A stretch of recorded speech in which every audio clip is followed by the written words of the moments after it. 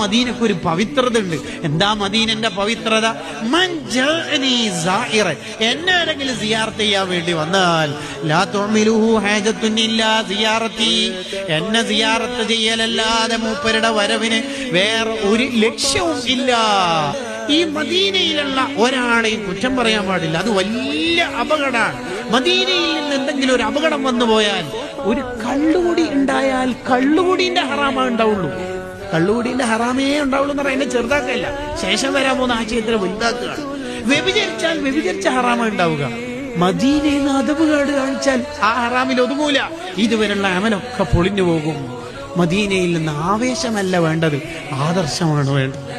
മദീനയിൽ നിന്ന് ശബ്ദം ഉയർത്തി സംസാരിക്കാൻ പാടില്ല.